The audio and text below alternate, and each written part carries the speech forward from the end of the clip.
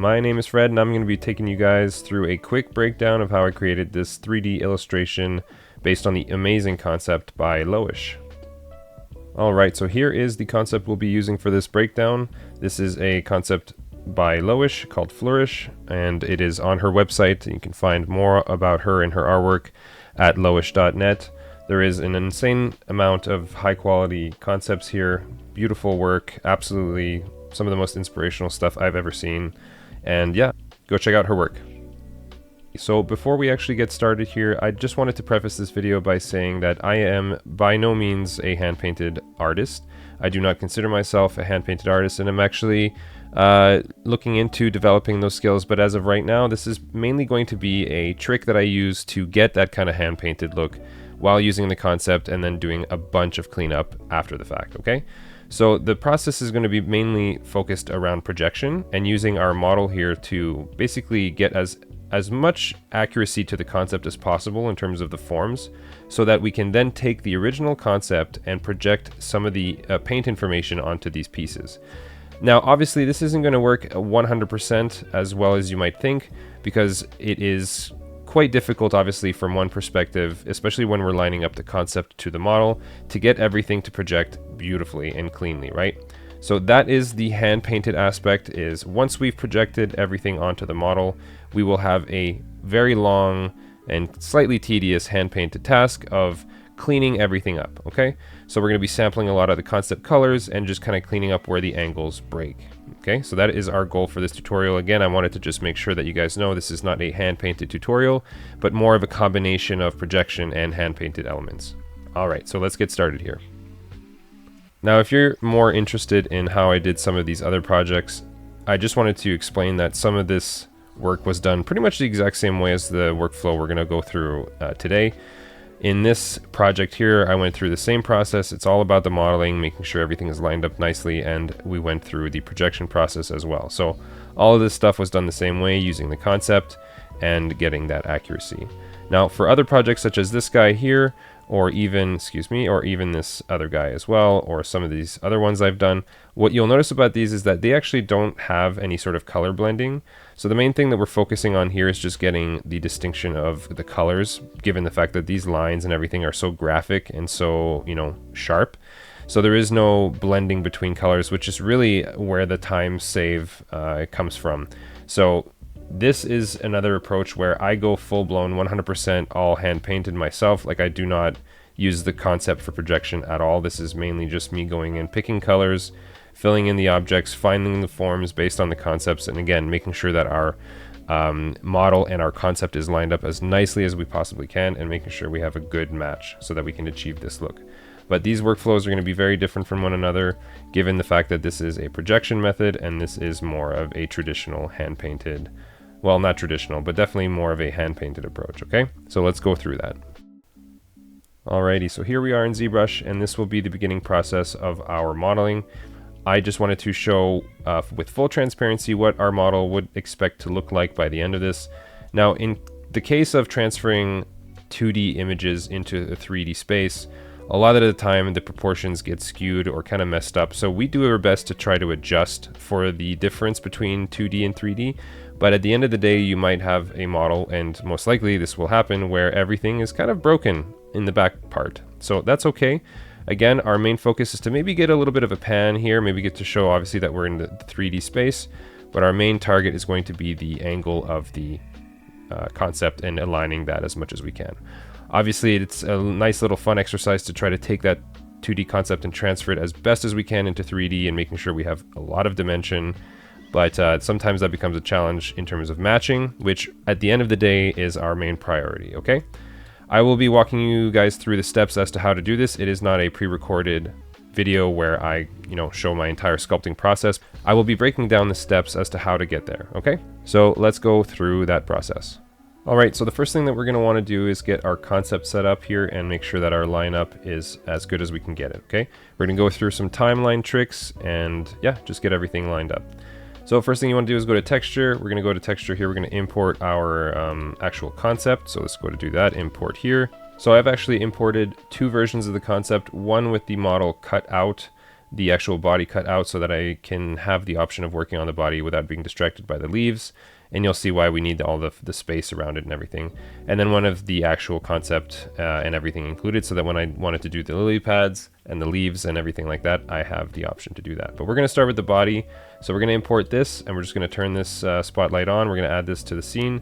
We're going to scale this, kind of just put it off to the side, okay? So this is going to be our main position for the concept. We're going to use this to kind of light up our stuff, whether you have a sphere or whatever objects that you want to import in here. Just line it up however you want. If you were looking to work in symmetry, maybe it would be best for you to start kind of figuring out, you know, how you wanted to model this, whether it's asymmetrical or symmetrical. It's up to you. Just as a visual, like kind of cue, I'm going to put maybe just like a nose element here or something, or maybe it's going to be a lot smaller. But yeah, just a visual cue to kind of give myself an idea as to where some of these proportions will be. And then, you know, this will be a reference point of where the camera needs to be as well, okay? So make sure that when you add a spotlight, you go to your brush settings here, and you go to samples, and you turn spotlight projection off, because this will kind of impact the way you sculpt. As you can see, I wasn't able to smooth before, but now I can smooth all of this, no problem. So cool. Now that we have this set up, we're just going to roughly take a piece here. We're going to line it up and try to get an idea of what our general placement is going to be like, okay? It doesn't have to be perfect. Right now I'm just literally trying to figure out, you know, maybe where I want to position the nose, you know, all that stuff, just kind of get the general shape of the head. Nothing crazy, just trying to line this up roughly, okay? We're going to be doing a lot of cleanup, so it's not a big deal, but yeah, just to get an idea of where to put the camera. So we're going to go into the tab up here in movie, we're going to go to timeline, and then we're going to hit show. So this is going to bring up a little animation timeline. You can do a bunch of stuff with this, but mainly I use it to store cameras. Now that we have this line up, let's just say we're good here. We're going to say this is the right spot. I can just left click on the timeline here, and if we move away from the concept, start moving around, we do a little bit of, you know, moving and working. I don't know what you want to do. And then we're ready to go back and line it up. What we can do is just hit left and right on our arrow keys, and it will kind of basically just pop between the keyframes. So for example, if we had maybe a zoom in version of the head or whatever, maybe down here with the concept as well, and we said, you know what, we wanted to store the head down here, we can just click again on the timeline, and we would have the toggle again using the arrow keys of going between these two views. Now this is the method I use for getting as much accuracy to the concept as possible. From this point on, it's basically just a matter of taking objects like, you know, tubes and spheres and lining everything up and kind of just making sure the proportions are accurate, okay? Now, what that will look like is something like this. So this is basically what you can expect from a blockout here. I've had the opportunity to basically take in one of my old head assets that I did. It saves myself some time of having to rebuild the head from scratch. And I just kind of tweaked the proportions, tried to make everything match in relation to the concept.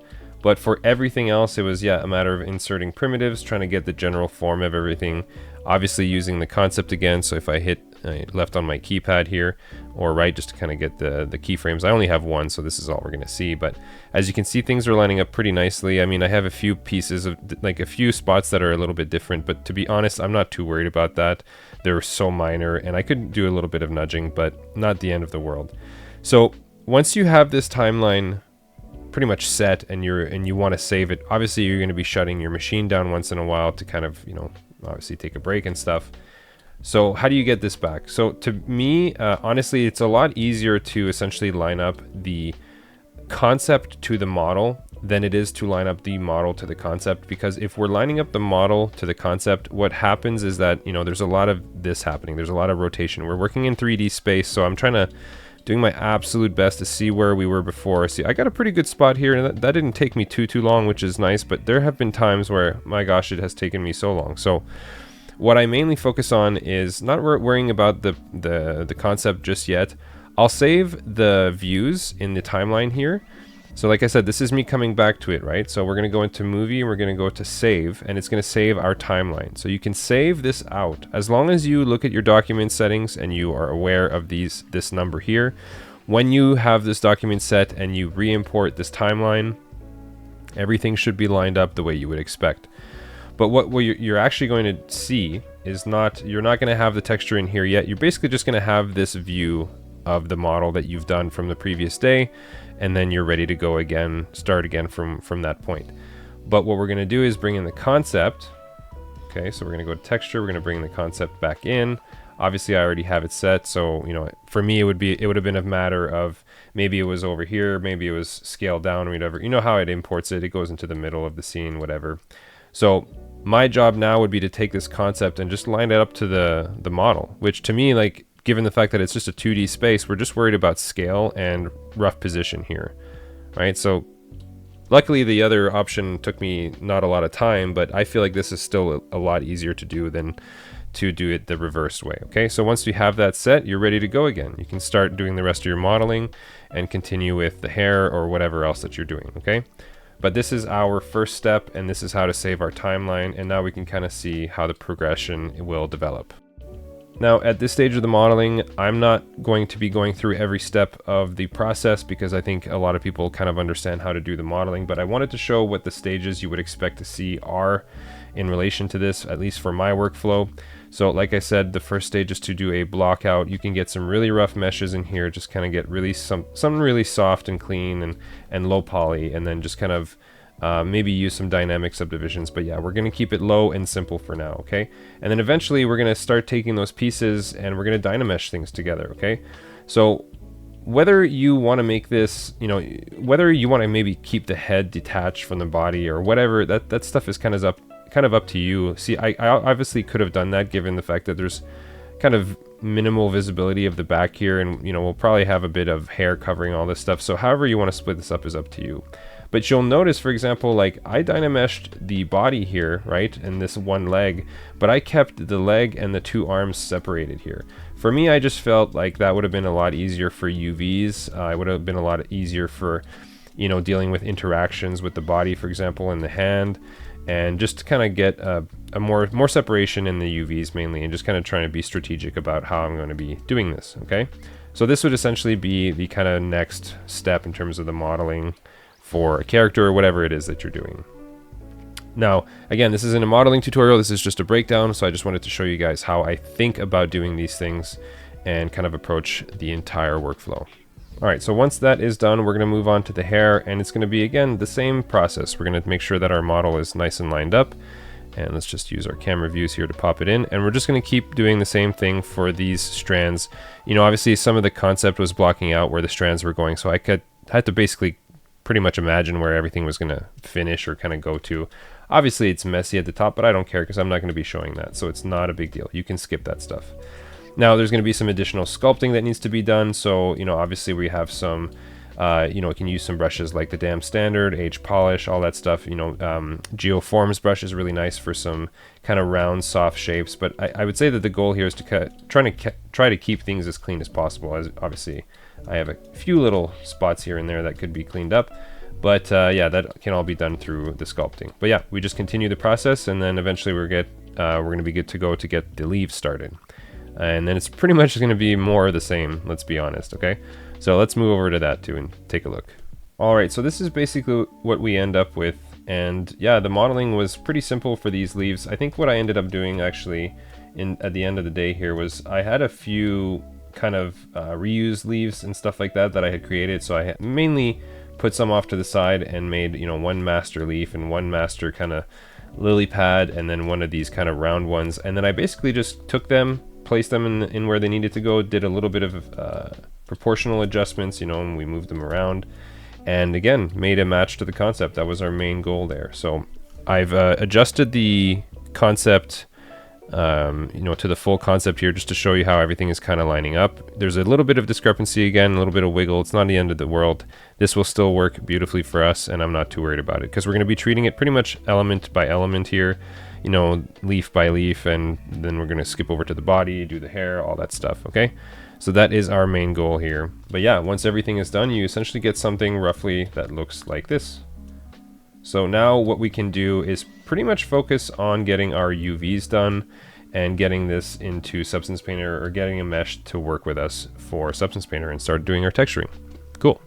Okay, so now we need to basically get a low poly started or ready to go for us to import into Substance Painter and start doing our texturing.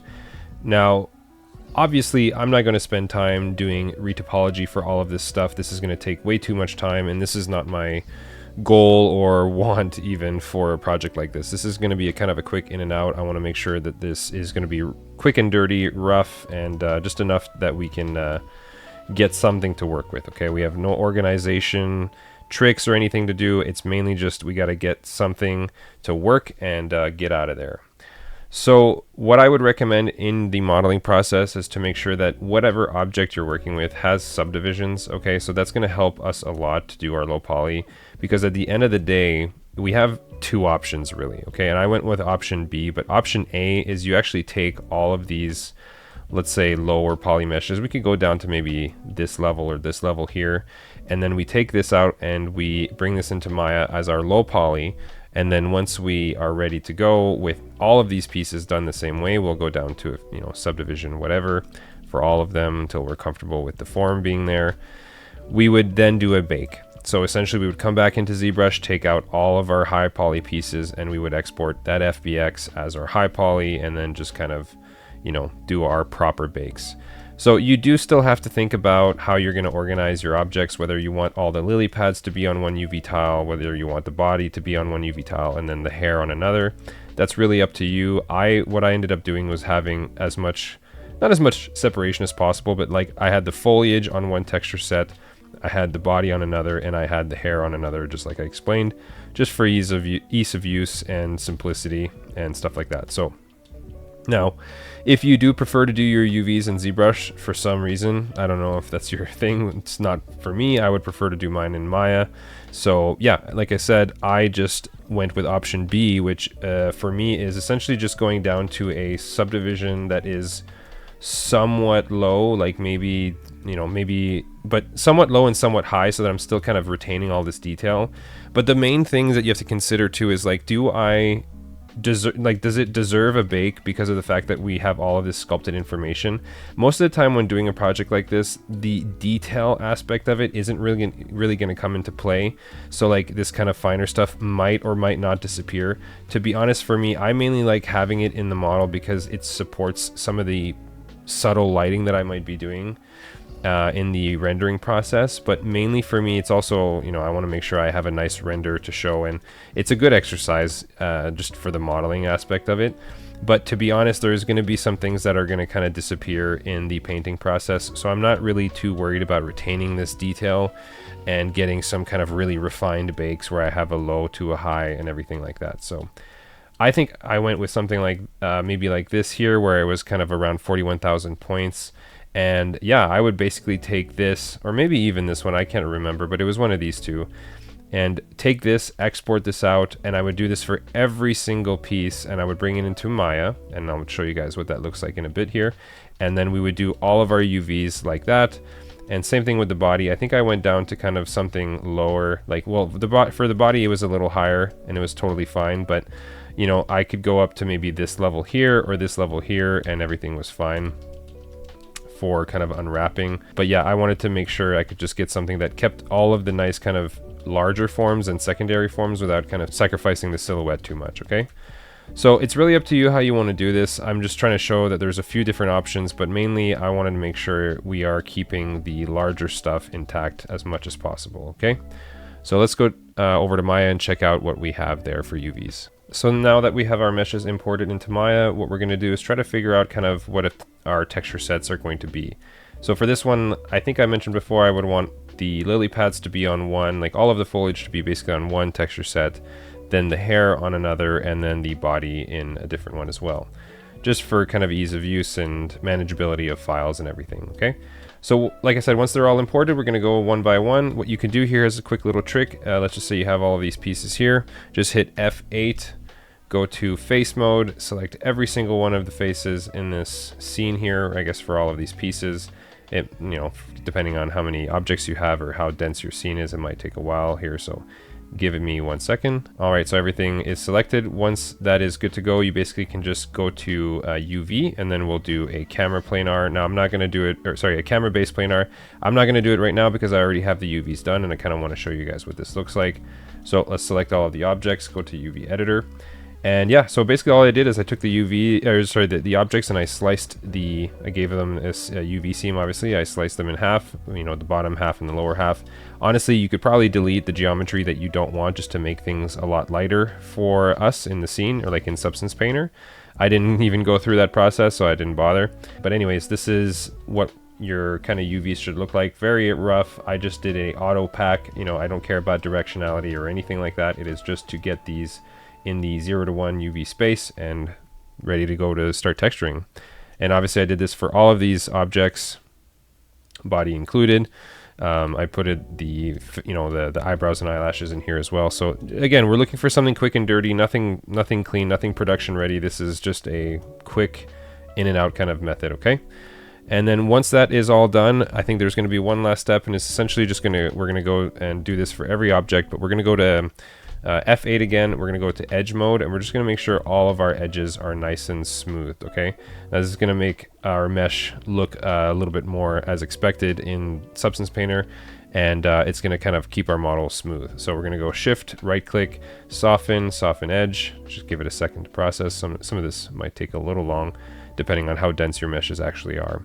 But again, I would recommend that you really do try to minimize the density of your meshes as much as possible without sacrificing the silhouette. This is going to be a very kind of key part of this step for Substance Painter. Substance Painter doesn't really do a great job at handling the densest of meshes. So again, maybe you have to go down the baking route that we mentioned earlier. Totally up to you, but yeah, might be something to consider. So now we have a nice little smooth mesh. All of the edges are softened. Definitely more reminiscent of our sculpt at this point. So as you can see, this is why I chose to go this route for this method, so I could use the low poly objects and just kind of, you know, smooth them all out. Okay.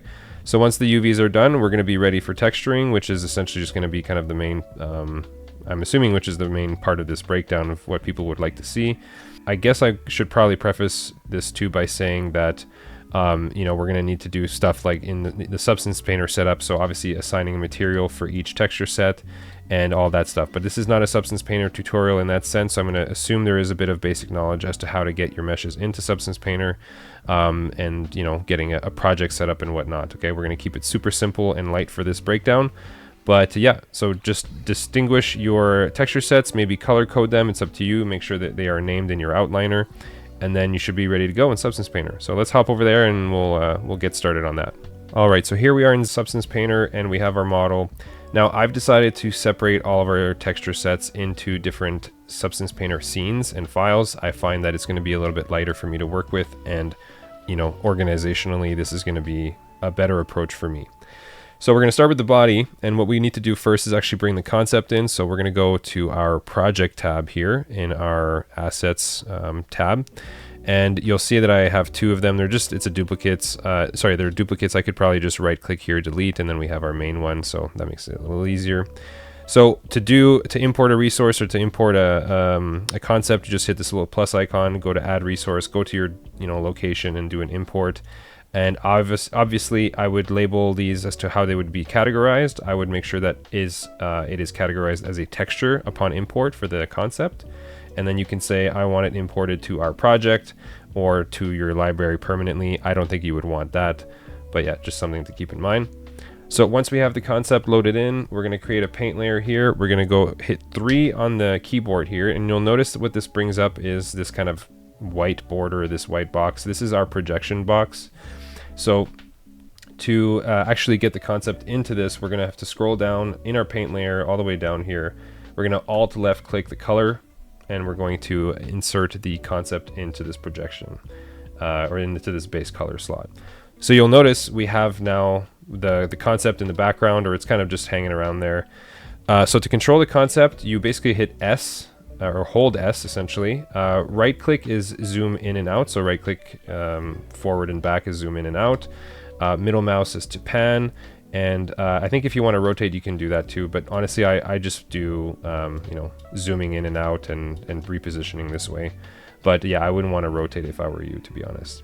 Now there's a few things you got to keep in mind here. Like in Substance Painter, if you really want to get as close to ZBrush as possible, you're going to have to look at some of the numbers that you actually have in ZBrush in terms of your camera position or numbers.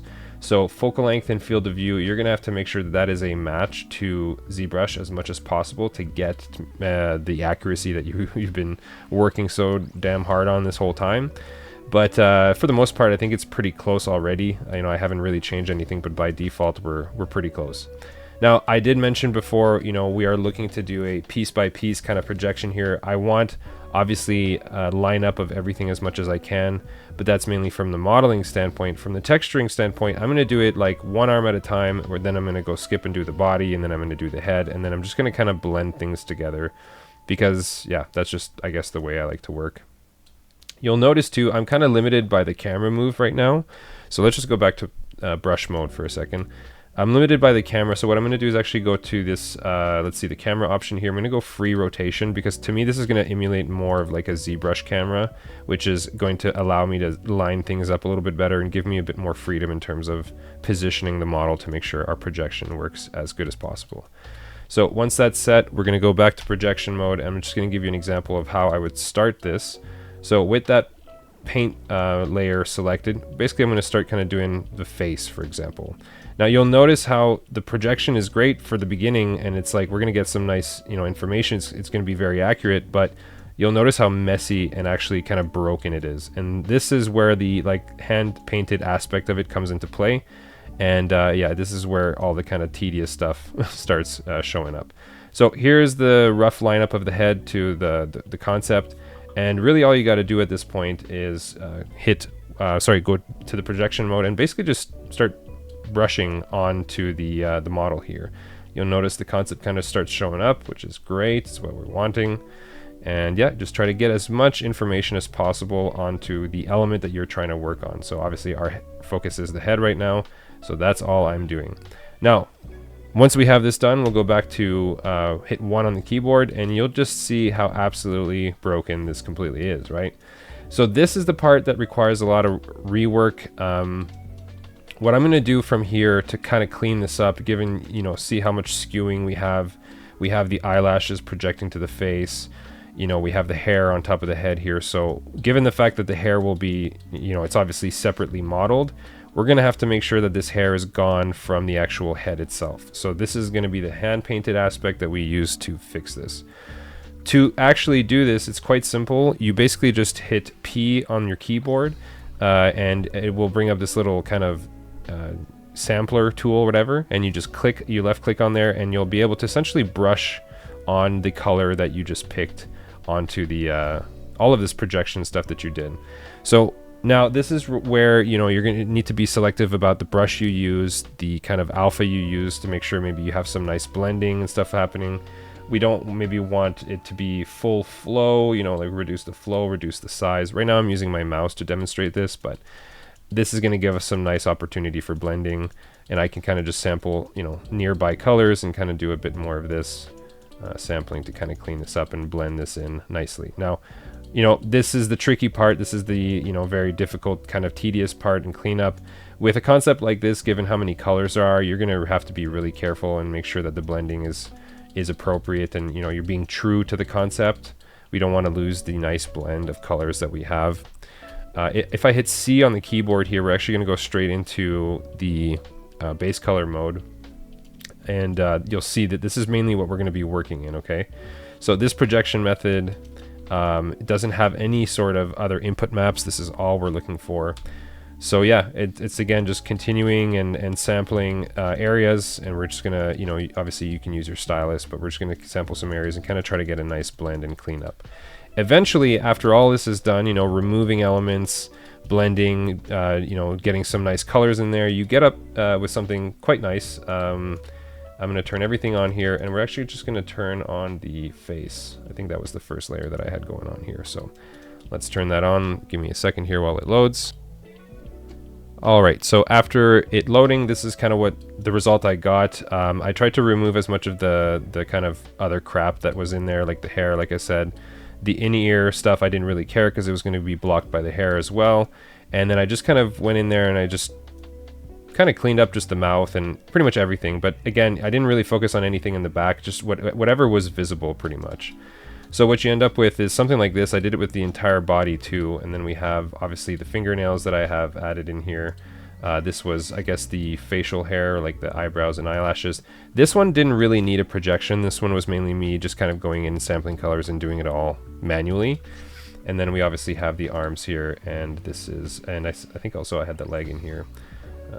Yes, the leg is right here. Obviously name your stuff, don't make my mistake of not naming things, but once it's all said and done and you've kind of separated out all the elements and did all of your cleanup, you should have something that looks like this, okay? So this is going to take a while. Do keep that in mind. It is a bit of a tedious process. You know, some people might qualify this as straight up hand painting. I'm just trying to accelerate the process, but yeah, we end up with something like this. We're going to focus on getting this out of Substance Painter, getting our textures exported and bringing it into Marmoset and rendering from there. Now, again, to reiterate, we have one single base color texture to export, so that is our only priority. So what we can do is go to File, we're going to go to Export, excuse me, not Mesh, we're going to go to File, Export Textures, and we're going to take this body and we're going to basically turn off all of the other input maps and just keep it on base color, okay?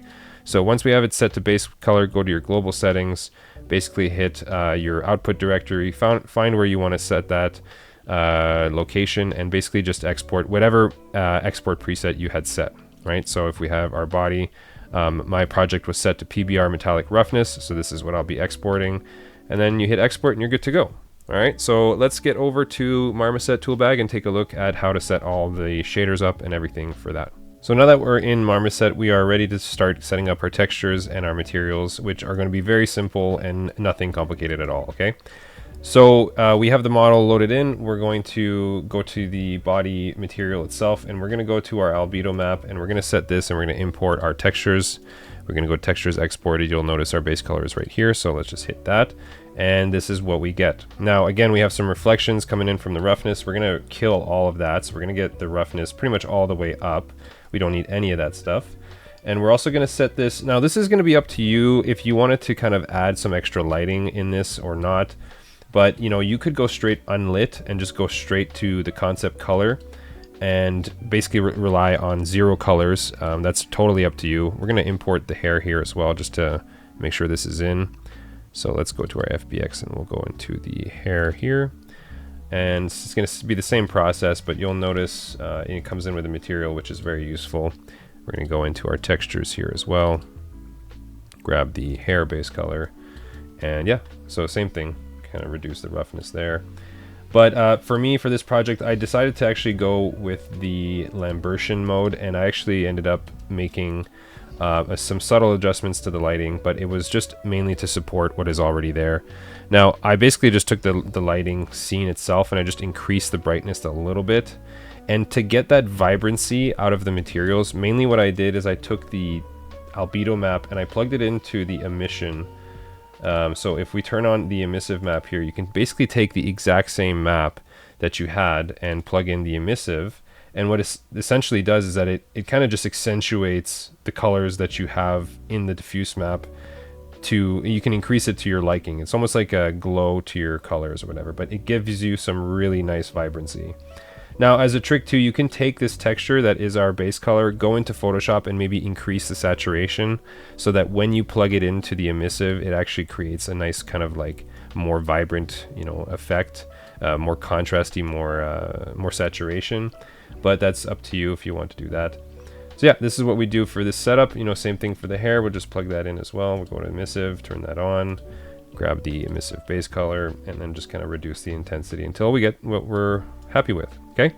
So once that is all said and done and you've brought everything in, we will have pretty much a complete scene, and then we got to worry about our cameras and our renders, and then yeah, we can take a look at that. Alright, so here is our final render, basically our final setup. We have all the meshes imported, we have all the textures set up, and the shaders are all set, and we have our our sky set up. I did add an additional light here for just general global increase of lighting. Very subtle, you know, very minor, nothing crazy. I don't want any sort of stark shadows or anything like that, so just very minor. And then lastly, there was I think there was an additional light that I had in here for just, again, more support. I also added a light for the kind of glow in the center here. I wanted to make sure there was a bit more emphasis that this is kind of like a, you know, there's some light source coming from this thing or whatever in the middle. So I just added a small omni light. in there for that. You'll notice there's a couple of extra pieces in here that we added, some effects or whatever, and I will go through how to do that as well. So firstly, you know, for example, this this little stringy bit, or these kind of, I don't know what you would call this, light streams that are coming out of her chest here. This was done with no UVs. There was no texturing involved. It was purely just importing the meshes into Marmoset and then creating a shader for it. So very simple. I basically just put a glow to it, and that was pretty much all I needed to do. So if I go to the actual material itself, the wisps, yeah, it was an emissive, and I just cranked the glow on it, and that was all we needed to do. So very simple. Now there's another effect in here, you know, that we have going on, and it's this outline. I've used this method on pretty much like 90% of my projects, but for this one I did it a slightly bit of a different way, just because I really wanted to play with the line weights in this one. I had seen somebody play with the line weights on one of their projects, and I really liked the result of that, so I wanted to see what kind of result I could get from doing that. So to do this method, we're going to go back to Maya and just kind of go through the process of setting this up. It's super simple, and yeah, you can use this for you know, multiple projects and styles and whatnot. So let's go through that.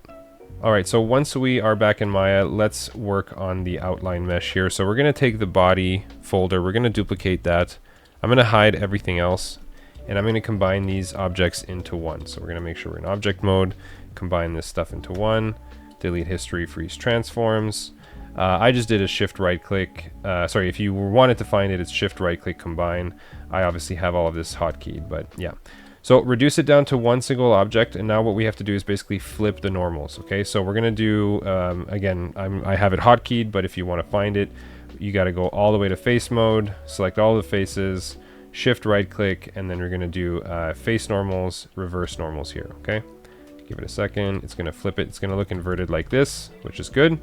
So now we need to inflate it to get our line weight. There is no value here that is, you know, perfect. You just kind of try it out as you need it. We're going to be adjusting this in ZBrush in a bit here in terms of reducing it and increasing it. So just find a medium point that you think you're happy with, and that should be good enough. So we're going to go into, we're going to select the object, we're going to go into edit mesh, we're going to hit transform, and then once this shows up, you'll see this kind of these, you know, arrows show up. What we're actually going to do is go in the channel box and find local translate Z or Z, whatever you fancy, and then we're going to go, let's say 0.03 to start, just to kind of get an idea. Okay, that did pretty much nothing. This obviously all depends on your scene scale, so we're going to go 0.3 instead of 0.03, and you can see it's going in the opposite direction, right? Like it's shrinking. So we're going to undo both of those, and we're going to do minus 0.3, and then we have a nice inflation there. Now I feel like that might be a little bit too much, so let's just go maybe something minus I don't know, 1.5 maybe. I think that should be good. We went about half the size. I think that should work for us. So you would take this mesh again, you would export it out as an FBX or an OBJ, doesn't really matter. It has no information that needs to be retained outside of the fact that it needs to be, you know, inverted normals, and that is it. So once you have that, export it out, and we're going to bring it into ZBrush and do our line weights in there. Okay, so let's head over to that. Okay, so now that we are back in ZBrush, it's time to import our outline and get everything set up and play with our line weights a bit. So we're going to go to Z plugin, and we're going to go to FBX import, and we're going to bring in that outline, so body outline here. Just give it a second. Cool, so now we have this. It should look inverted. Obviously it's a sign that we did it correctly. So we take this mesh and we'll go back to our original scene. We're going to append it, and we're going to go body 2. That's the thing we have. And you can see our effect is already starting to work here, which is perfect. This is kind of what it's going to look like in in Marmoset. So that's kind of what we're intending here. But we're going to play with the line weights, and really to do that, you got to consider using only a couple brushes. We're going to use the inflate brush, and we're going to reduce that to about 1 to 2 on the Z intensity here. And really what that will allow us to do is essentially play with all of the weights as expected here. So if I just obviously pick the outline model and start kind of clicking away, you'll notice that it disappears because I'm just doing the inflate brush. Again, keep in mind it's an inverted mesh, so inflating is going to shrink it. So if you hold Alt and click, it will do the opposite, which will actually inflate it, given that it's an inverted mesh, and allow us to play with some of these line weights. Okay, so if this is not easy enough for you to visualize, just maybe turn it to like a solid red or something so you can kind of see it a little bit better, and then go back to your default color, and then you can go in and start kind of playing with the line weights. Okay. Oh, sorry, go to the material as well and change it to flat color.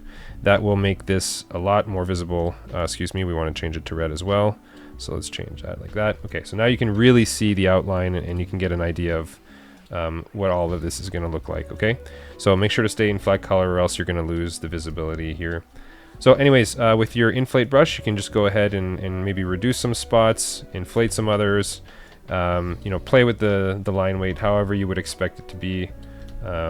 Make sure that we turn mRGB off. Right, so as you can see, inflating in some spots, deflating in others. Let's maybe turn the intensity up to 2. And then it gives us some nice kind of line weight variation. Okay, so find some spots where you want to play with this. I think it will really all depend on the concept. But at the end of the day, if you get some nice variation, that is the end result, or like that is our end goal here. Okay, cool. So once that's done and you're happy with your result and your kind of line weights, you can do some testing in Marmoset, but we're going to export this out. You can do FBX, OBJ, doesn't matter. As long as you can get it out, that's all that matters. Okay, so let's go to Marmoset and take a look at how to finish this guy, basically. All right, so once the outline is imported and brought back into Marmoset, all we have to do now is set a very simple shader for it, and everything should be working as expected. So in our group 1 here, we have our outline mesh. Just create a new material here, set the albedo to whatever you want. Generally I do black, but in this case I wanted something a bit more specific to the concept. I wanted, you know, maybe a bit more accuracy to the colors around it, so I picked with something a little bit more brown. And then we want to set the roughness all the way up to 1, metalness all the way down to 0, and you can play with the intensity of the glow here. It really depends on the effect that you're looking for. You can see you can get some pretty dark stuff or some pretty light kind of, you know, more emissive kind of outlines, but it's really up to you how you want to do it. Anyways, once that's set, you should be good to start rendering, because this is all that we have in here.